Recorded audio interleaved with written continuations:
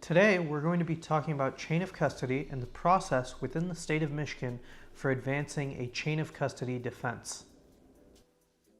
Hi, I'm Muthu Veerappan. I'm a criminal defense and civil litigation attorney here in Detroit, Michigan, and I help people fight for their freedom and protect their future. Chain of custody is a process for documenting, collecting, and protecting evidence. This becomes important in DUI blood test cases and any case involving the scientific method. Most attorneys may be overwhelmed by a blood test DUI case, and they may just be looking to plead the case out. When a records request comes in and it's 200 to 300 pages long, it's difficult to find a starting point. In any DUI case, especially in an alcohol case, your attorney should be looking at the chain of custody documents. Those documents presume that the testing was done correctly. So there's this assumption by the government that the forensic lab that received the blood tested it correctly.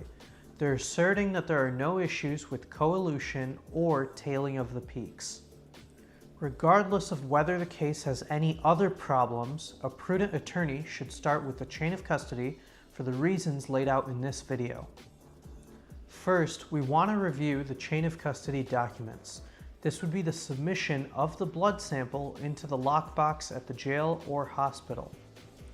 The second step is to figure out what happened to the blood leading up to the arrival at the forensic lab. Now, most blood testing goes through the Michigan State Police to independent contractors. These independent contractors are forensic labs that are using the LIM system. This system will show exactly what happened to the blood. Specifically, it will show where the blood went prior to the entry into the digital chain of custody at the crime lab, how the blood was treated, what the time delay was, and whether the blood was in a cooled environment. We want to look at these issues because it may prevent the evidence from being admissible in your case. Inside the forensic lab, there will be digital entry for each passage of the blood at different stations. These digital time entries should be accurate down to the second. In my next video, I'll be showing you how blood is tested from inside Axion Labs in Chicago.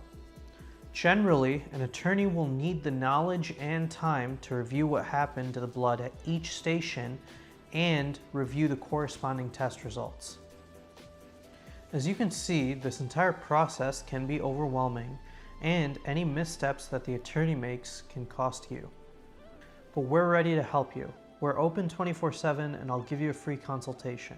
You'll sit with me and we'll review your case and see what options you have available. This video is not legal advice and should not be relied on for legal advice. Be sure to consult with an experienced attorney whenever you have legal issues.